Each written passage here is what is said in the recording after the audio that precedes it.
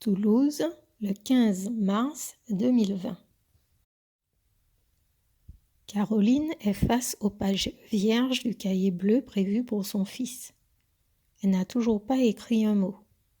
Elle s'en était excusée auprès de ses enfants qui lui avaient manifesté leur compréhension. Ils étaient conscients qu'elle avait besoin de repos et qu'il y a des priorités dans la vie. Elle fait de son mieux pour rester sereine, mais elle réalise qu'elle dort énormément ces derniers jours. Elle croyait que c'était le stress de reprendre son poste qui la mettait KO. Pourtant, elle est encore épuisée, alors qu'elle sait qu'elle dispose d'un répit de 10 jours depuis vendredi. Elle espère de tout son cœur que ses résultats d'examen seront bons demain. Elle n'a aucun souvenir de s'être jamais sentie aussi épuisée de toute sa vie. Ce qui la rassure, c'est l'absence d'autres symptômes. Ni fièvre, ni toux, rien. Rien de plus que cette fatigue inexplicable. Les siens se sont organisés pour qu'elle n'ait rien à faire d'autre que de se reposer. Alors qu'habituellement Tony et Isabelle râlaient toujours un peu sur le roulement des tâches ménagères, ils avaient accepté sans broncher de voir leur programme alourdi au profit de leur mère. Caroline s'estime chanceuse d'avoir la famille qui est la sienne. En même temps, ce n'est pas vraiment juste de parler de chance. Cette famille, elle s'est battue pour la composer. Pierre et elle avaient renoncé à beaucoup de choses et avaient fait énormément d'efforts pour en être là aujourd'hui. Caroline pousse un profond soupir. Son côté perfectionniste se retourne parfois contre elle. Elle veut tellement que tout soit impeccable qu'elle repousse parfois continuellement de se lancer dans une tâche qu'elle ne maîtrise pas. Elle prend son stylo et se décide enfin à poser ses premiers mots. Toulouse, mai 1996. J'avais rempli le dossier de soins du nouveau patient dont j'avais enregistré l'admission. Nouveau est un bien grand mot. J'avais déjà eu l'occasion de le prendre en charge quelques semaines auparavant. C'était l'un des patients que j'avais choisi de présenter pour mon diplôme d'État. Finalement, mon évaluation s'était déroulée sur un autre dossier. J'étais une étudiante brillante et sans surprise, j'avais réussi mes examens. J'avais de suite été sollicitée pour rester dans le service de pneumologie pour faire un remplacement. Le cadre de santé disait m'apprécier pour ma rigueur, mes compétences et aussi ma douceur. Par conséquent, il avait appuyé ma demande auprès de la direction des soins infirmiers. Il avait insisté sur le fait que la jeune diplômée que j'étais connaissait parfaitement le service dans lequel je venais d'effectuer un stage de 6 semaines. Il avait obtenu gain de cause et je m'étais retrouvée sur mon premier roulement en tant que professionnelle. J'avais changé de statut du jour au lendemain. La jeune élève infirmière se retrouvait dorénavant totalement responsable de ses actes. J'étais sur le poste d'une collègue qui s'était cassé la jambe en tombant dans les escaliers. J'avais a priori l'assurance de rester dans le service pendant au minimum 3 mois, le temps nécessaire pour que mon infortuné collègue se libère de son plâtre et fasse sa rééducation. Je n'avais pas eu à hésiter longtemps au vu des circonstances. Je réfléchissais à l'éventualité de rentrer chez mamie et papy en Martinique, mais je n'étais pas emballée à l'idée de retourner sous le toit familial. J'avais pris goût à la liberté après ces 5 années passées à Toulouse. Cette proposition tombée du ciel était une occasion en or pour moi de rester. Au moins quelques mois de plus. J'aurais le temps de voir quelle décision prendre ensuite. Mon jeune patient avait à peine fait 15 jours chez lui. Cela lui avait au moins permis de fêter son anniversaire avec les siens. Ses crises étaient de plus en plus rapprochées, mais il était résigné de toutes les façons. Il connaissait parfaitement bien sa pathologie. À moins d'avoir la chance d'obtenir une transplantation pulmonaire, il savait que la mucoviscidose l'emporterait un jour. Pour l'heure, il se considérait comme un survivant et il vivait chaque jour comme une victoire, tout en sachant qu'il perdrait son combat contre la mort un jour. J'avais été profondément touchée par son discours plein de bon sens et de réalisme. d'autant plus émue que dans 3 mois, je fêterai mes 23 ans tout comme lui. À la différence que moi, j'étais en parfaite santé. J'avais appelé le service de kinésithérapie. Il fallait programmer au plus tôt le passage de Marc pour les séances de kinésithérapie respiratoire. J'étais en train de pousser mon chariot pour entamer la tournée des médicaments quand j'avais vu ton père franchir les portes battantes du service. Je m'étais arrêtée dans mon élan. Je ne connaissais pas ce beau jeune homme qui portait une blouse blanche, similaire à la mienne. « Bonjour, je peux vous renseigner ?»« Oui, bonjour. » Il m'avait répondu tout sourire. « Je cherche la chambre 22, s'il vous plaît. » C'est la porte juste après la salle de soins, sur votre gauche. Vous êtes kiné? Où est Marc?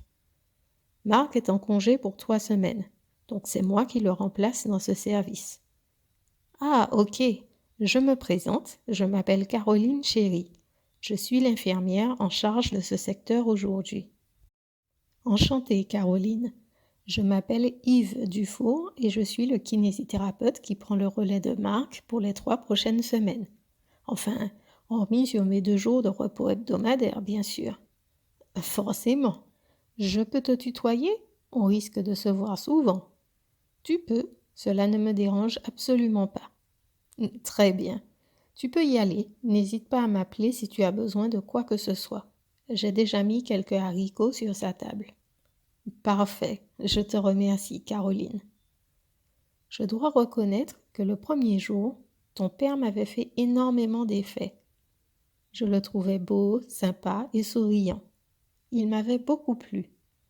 Je ne pense pas pouvoir parler de coup de foudre, mais la première impression a vraiment été bonne. Toulouse, le 15 mars 2020. Caroline relit ses notes. Elle est quasiment certaine d'avoir rencontré Yves au mois de mai. Au début du mois, probablement. Son diplôme d'État mentionne la date du 23 avril 1996. Elle garde le souvenir d'avoir travaillé dans le service quelques jours avant d'avoir fait sa connaissance. À quelques jours près, elle pense être au plus proche de la réalité des faits. Caroline sourit. Elle a enfin réussi à débuter le cahier de Tony. Elle saisit le cahier violet choisi pour Isabelle. Elle va alterner de façon à avancer simultanément pour ses 2 enfants. Ils ne pourront pas l'accuser d'en favoriser un plus que l'autre. Toulouse, le 26 août 1996. J'étais plantée devant mon armoire depuis un long moment déjà. Yves m'avait invitée au restaurant ce soir-là pour l'anniversaire de son grand frère. Je paniquais un peu à l'idée des présentations officielles. J'estimais qu'il était encore trop tôt pour ça. Cela faisait à peine 3 mois que nous sortions ensemble, mais ton oncle avait beaucoup insisté. Il avait envie que je l'accompagne. Il avait parlé de notre relation à son frère qui disait avoir hâte de me rencontrer. D'un côté, j'étais ravie, car cela m'encourageait à penser que notre liaison était vraiment sérieuse. Mais d'un autre côté, cela me stressait énormément. Je voulais lui faire une bonne impression pour être à la hauteur de ce qu'Yves aurait pu avoir dit de moi. Il m'avait dit qu'il n'avait pas l'habitude de s'épancher sur ses relations sentimentales. Je croyais avoir compris que sa famille était très soudée, avec de nombreux principes moraux. J'avais envie d'être jolie ce soir-là, sans être ni trop passe-partout, ni trop sexy non plus. Un vrai casse-tête pour moi.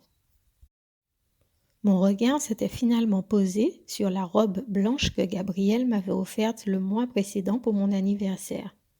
Je ne l'avais pas encore portée. J'avais retiré le cintre de la tringle de l'armoire. J'étais perplexe. Le dos nu me semblait un peu trop sexy, mais si je laissais mes cheveux lâchés, cela pourrait atténuer ma nudité. Après tout, c'était une occasion de me faire belle. J'avais regardé ma montre et il était 19h30. Cela m'avait filé un coup de pression. Yves m'avait demandé d'être prête à 19h45. J'allais devoir accélérer si je voulais être ponctuelle. Je m'étais alors précipitée sous la douche. Finalement, C'est lui qui était arrivé en retard, alors que j'étais prête depuis un moment. J'avais gagné du temps en optant pour un maquillage léger. Nous étions arrivés au restaurant avec près de 30 minutes de retard. Mais ton père m'avait mise à l'aise de suite. Il m'avait dit qu'il était sûr que le retard était de la faute d'Yves et non la mienne. Je lui avais rendu son sourire réconfortant. Il avait vu juste. Les Antillais ont mauvaise réputation au sujet de la ponctualité, alors que je me fais pourtant un devoir de toujours être à l'heure. Nous avions ensuite passé une excellente soirée. Je m'étais finalement sentie à l'aise avec ton père et ses collègues. D'autant plus que nous avions tous un point commun. Nous avions tenté le premier cycle d'études médicales avant que nos échecs ne nous conduisent sur une autre voie. Le lendemain soir, ton oncle m'avait dit que j'avais laissé une très bonne impression à son grand frère. J'avais été ravie de l'entendre dire. J'avais accompli ma mission. Je me rappelle parfaitement de ma première rencontre avec ton père, car c'était une date clé pour ma relation avec ton oncle. J'avais trouvé ton père charmant, mais sans plus. J'étais éprise d'Yves, et aucun autre homme ne trouvait grâce à mes yeux. Je crois que lorsque je suis amoureuse, j'ai des œillères qui s'installent automatiquement sans que je m'en rende compte. Toulouse, le 15 mars 2020. Papou, est-ce que Papy Louis et Mamie Madeleine sont allés voter? Non, mon chéri. J'ai réussi à les convaincre que ce n'était pas une bonne idée. Ton père leur avait déjà tenu le même discours que moi. Je suppose que ça a forcément pesé dans la balance. Mais ça n'a pas été facile de leur faire entendre raison. Surtout maman. Elle estime que plus que les hommes, les femmes doivent se faire un devoir d'exercer leur droit de vote. Elle était enfant quand les femmes ont enfin obtenu le droit de se rendre aux urnes. Pour elle, ne pas voter équivaut à ne pas rendre hommage au combat mené par des millions de femmes avant elle. Tu pourras lui poser la question pour être sûre, mais je crois bien que c'est la première fois de sa vie qu'elle ne vote pas. Je comprends son raisonnement. En tant que femme, noire de surcroît, je tiens le même discours. J'y suis toujours allée depuis mes 18 ans, mais j'ai de plus en plus l'impression que mon vote est inutile. J'ai toujours un peu le sentiment de devoir choisir entre la peste et le choléra. Plus les années passent et plus les problèmes ne cessent de croître. Gauche ou droite, au final, c'est toujours le même constat. Je me suis toujours demandé s'ils sont pourris dès le départ ou si alors c'est le pouvoir qui leur monte à la tête une fois en place. Je ne saurais dire, mais le résultat est bien là. Des pourris. Peut-être que je peux en sortir quelques-uns du lot. Cela dit, on sait bien que seul fruit pourri peut contaminer tous ceux aux alentours. Je passe du coq à l'âne. Les enfants, je tiens à vous annoncer que j'ai enfin commencé à rédiger vos cahiers. Ah, super, maman! J'ai hâte de pouvoir le lire. Je te remercie, maman. Mais contrairement à ma chère petite sœur qui est pressée, j'aurais préféré que tu te reposes. Profite de ces quelques jours pour te détendre. Il n'y a pas le feu. Caroline sourit à son fils. Il fait décidément preuve d'une grande maturité. Il possède cette empathie qui fera de lui un excellent infirmier. Elle avait suivi les traces de sa mère, et bientôt, ce serait à lui de prendre la relève. Tu essaies de me faire passer pour une égoïste, à ce que je vois. Je n'ai jamais utilisé ce terme te concernant. Oui, mais c'est tout comme, en donnant l'impression que je ne me soucie pas de l'état de santé de maman. Ça suffit, les enfants, vous n'allez pas vous disputer sans raison. Je dirais même mieux, même si vous avez une raison, vous devez apprendre à communiquer sans vous disputer. C'est vrai, tu as tout à fait raison, mon chéri. Je trouve que vous vous emballez un peu vite. Je ne me disputais pas avec Isabelle. Peut-être que se disputait-elle avec moi. Mais moi, j'ai juste donné mon opinion sur la situation. Si elle s'est sentie visée par mes propos, cela la regarde, et c'est à elle de gérer son ressenti. Moi, je suis au clair avec ce que j'ai dit. Je ne me disputais pas avec toi non plus. C'est maman qui a dit ça. Caroline pousse un soupir. Ok, ok, vous avez tous raison. C'est moi qui ai interrompu une discussion et non une dispute. Je vous demande pardon. Isabelle sourit à son frère qui lui fait un clin d'œil complice. Ils savent tous les deux à quel point leur mère aime les corriger quand ils n'emploient pas la bonne conjugaison ou le mot juste.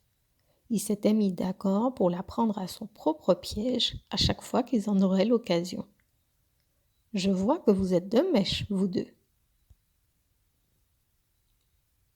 Toulouse, le 16 mars 2020. Caroline ouvre lentement les yeux. Les rayons du soleil font une percée à travers la fenêtre de sa chambre. Elle s'étire doucement. Elle savoure le fait d'être confortablement dans son lit alors qu'elle aurait dû être au travail aujourd'hui. Elle attrape son portable pour voir l'heure. 10h10. Elle n'a même pas entendu Pierre s'en aller. Elle s'était endormie peu après qu'ils aient terminé de faire l'amour. Le dernier souvenir qu'elle a en tête, c'est d'avoir perçu le bruit de la douche. Plus rien après. Elle touche son front. Elle secoue la tête. Si un patient lui disait qu'il ne fait pas de fièvre parce que son front n'est pas chaud, elle lui aurait gentiment fait remarquer que la température se mesure avec un thermomètre. Pourtant, depuis 3 jours, elle se contente de sa main pour estimer si oui ou non elle est fiévreuse. Charité bien ordonnée commence par soi, dit-on. Il serait peut-être temps qu'elle mette véritablement en pratique pour elle-même ce qu'elle préconise aux autres. Caroline s'assied lentement dans le lit. Elle se sent un peu étrange ce matin. Elle a l'impression que sa tête tourne un peu. Elle reste assise un moment jusqu'à ce que les étourdissements s'en aillent. Elle se rend ensuite dans la salle de bain et saisit le thermomètre dans le meuble. Son regard croise son reflet dans le miroir. Ses yeux sont cernés. On pourrait croire qu'elle cumule les nuits blanches, alors que ce n'est pas le cas. Loin de là. Elle n'y comprend vraiment rien. Plus elle dort, plus elle est fatiguée. L'alarme du thermomètre retentit. Elle le garde encore un peu sous le bras avant de lire le résultat affiché. 36,8, soit 37,3 après correction. Elle pousse un soupir de soulagement. Elle n'a pas de fièvre. Tout va bien. De toutes les façons, elle sera fixée sur son sort dans moins de 2 heures. L'alarme de son portable résonne dans la pièce. Caroline se réveille, le cœur battant à se rompre. Elle désactive la sonnerie. Elle respire profondément pour tenter de maîtriser l'emballement de son petit cœur. Elle était en plein rêve, mais elle ne se rappelle plus de quoi il s'agissait. Elle s'était remise au lit après la prise de température. Le sommeil l'avait de nouveau emportée. Elle regarde l'heure sur son portable. 12h02. Ses résultats sont disponibles maintenant. Elle dépose le téléphone. Elle n'a pas envie de savoir, finalement. Elle sait que quelque chose ne tourne pas rond chez elle. Elle le sait, elle le sent. Son corps le lui dit, et elle sait qu'elle peut lui faire confiance. Son cœur recommence à s'accélérer. Elle décide d'aller voir ses enfants et s'assurer qu'ils vont bien. Elle saura suffisamment tôt ce qui cloche chez elle. Caroline raccroche, agacée. Sa boîte mail est toujours vide et elle tente en vain d'appeler le secrétariat du laboratoire. Elle a pourtant pris sur elle pour attendre 13 heures. Elle était restée discuter un moment avec Tony et Isabelle. Ils avaient assuré que leur devoir était fait. Elle les avait trouvés dans la cuisine en train de préparer le déjeuner. Elle est vraiment fière d'eux. Elle sait que quoi qu'il puisse lui arriver aujourd'hui, ses enfants sont autonomes et en capacité de se débrouiller sans elle. Caroline tente un nouvel appel. Personne ne décroche. Sa patience arrive à sa limite. Elle va se rendre sur place directement. Pierre serre son épouse entre ses bras. Il doit faire de son mieux pour la rassurer. Il est aussi surpris qu'elle, mais il doit impérativement se montrer fort pour la réconforter. Elle semble totalement déboussolée par la nouvelle. Honnêtement, il n'avait pas véritablement approfondi l'éventualité qu'elle puisse être enceinte. Depuis quelque temps, il s'évertue autant que possible à vivre l'instant présent. Il s'est rendu compte qu'il perd beaucoup trop d'énergie à essayer de tout anticiper et tout planifier. Le lâcher-prise lui permet d'être davantage dans l'éternité du moment présent. La réalité s'impose à lui maintenant. Si cette grossesse arrive à son terme, il sera papa pour la 2e fois à 50 ans. Il pensait en avoir fini avec les couches et les nuits blanches. La vie semblait en avoir décidé autrement. On va y arriver, mon amour. Rassure-toi, on y arrivera cette fois encore. Pierre, nous sommes vieux maintenant. Nous étions en train de préparer le départ de Tony, pas l'arrivée d'un nouveau bébé. Voyons le beau côté des choses. Tony parti, on pourra transformer sa chambre pour le bébé, tu vois. Que des solutions, jamais de problème. Je déconne, on va réaménager le bureau, tout simplement. Caroline lève les yeux vers son mari. Elle se demande si parfois il ne mériterait pas une baffe. Comment peut-il tout prendre ainsi à la légère? Alors qu'elle passe son temps à tout calculer pour que leur compte bancaire reste dans le vert. Lui ne voit pas quelle difficulté se profile à l'horizon. Elle repose sa tête sur sa poitrine. Le cœur de son époux bat à un rythme régulier, posé. Il n'est pas en train de la mener en bateau. Il est vraiment calme et serein. Elle sourit en pensant à l'importance de ce dernier mot. Pierre mériterait d'avoir sa photo en illustration de cet adjectif. Elle inspire un grand coup. Elle voudrait bien le croire quand il dit qu'ils y arriveront. De toutes les façons, ils ne sont pas encore au stade de pouponner. Il faudra tout d'abord que ce bébé décide de s'accrocher et de rester parmi eux. Tu penses être enceinte de combien de semaines? Je ne sais pas trop. Le taux des bêta-HCG ne me semble pas très élevé. Le mois dernier, j'ai eu mes règles. Le flux était moindre que d'habitude, mais mon cycle est tellement perturbé ces derniers mois que je n'y ai pas prêté une grande importance. Je me demande à quoi me sert cette satanée pilule. Ce n'est pas la première fois. Rappelle-toi que la nature est plus forte que l'homme. Regarde ce qui se passe en ce moment. J'essayais juste de refaire le film pour voir si tu as beaucoup bu ces derniers mois, mais il me semble que non. Non, je n'ai pas le souvenir d'avoir bu une seule goutte d'alcool. Pas depuis les fêtes de fin d'année, du moins. Nous avions acheté une bouteille de champagne pour fêter les 18 ans de Tony, mais il avait finalement choisi de sortir au bowling avec ses amis. Donc, sincèrement, de ce côté, je pense qu'il n'y a rien à craindre. Déjà une bonne nouvelle. Donne-moi un instant, ma chérie. J'annule mes consultations de cet après-midi. Je vais te raccompagner à la maison. Mais pourquoi? Laisse, tout ira bien, je t'assure. Tu m'as dit avoir eu des étourdissements ce matin, et sur le trajet également. Je sais que cette nouvelle est un véritable choc pour toi, donc je préfère te conduire moi-même à la maison. Comment fera-t-on pour récupérer ma voiture? Ce n'est pas le plus important pour le moment. On aura toujours moyen de la ramener après. Demain matin, par exemple, si tu te réveilles en même temps que moi. Pour l'heure, je préfère rentrer avec toi. Surtout qu'il faudra annoncer la bonne nouvelle aux enfants.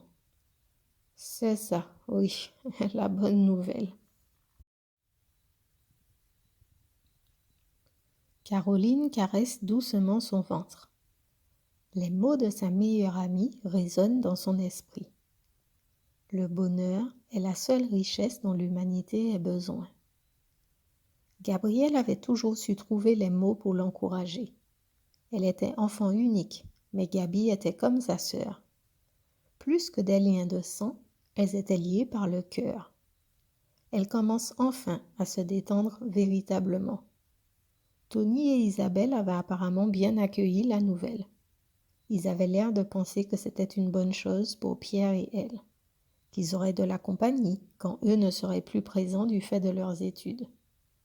Ce n'était pas ainsi qu'elle avait prévu les choses. Il lui faudra modifier tous ses plans, mais l'histoire de l'humanité est ainsi faite. Seuls ceux qui savent s'adapter survivent au changement. Ce qui la réconforte le plus est d'avoir le soutien de tous les siens. Même ses parents s'étaient montrés enthousiastes à l'idée de l'arrivée de nouveaux membres dans la famille. Sa mère était particulièrement soulagée d'apprendre qu'elle était en arrêt maladie. Elle estimait sa fille davantage à l'abri du virus en étant chez elle. Victoire avait remercié Dieu, tous les anges et tous les saints d'avoir permis un tel concours de circonstances. Caroline avait choisi de les laisser savourer la nouvelle avant de remettre son interrogatoire sur le tapis. Elle espère qu'avec un peu de temps, ils adhéreront enfin à sa démarche. Caroline se réveille en sursaut. Elle sourit en voyant Pierre allongé à ses côtés en train de la regarder. Nous avons changé de rôle entre ce matin et maintenant. Je veux bien accepter que tu me pinces. Même si j'ai les yeux ouverts, j'ai le sentiment de rêver. Nous devrions peut-être nous pincer simultanément. Je ne suis plus très sûre non plus de savoir où se finit le rêve et où commence la réalité. Pierre se rapproche de sa femme et l'embrasse tendrement. Il aime cette femme comme jamais. Il quitte ses lèvres et descend son visage près de son ventre. Coucou là-dedans. Salut mon ange. Je tiens à te dire que tu es le bienvenu parmi nous. Le ou la, en réalité, peu m'importe. Je veux que tu saches que je suis heureux que tu sois là. Je te fais d'ores et déjà la promesse de prendre soin de toi, comme je le fais déjà avec ta maman. Caroline sent les larmes rouler sur ses joues. Elle est chaque jour consciente du privilège qu'elle a d'avoir Pierre comme époux. Elle remercie le ciel pour le précieux cadeau qu'il lui a fait.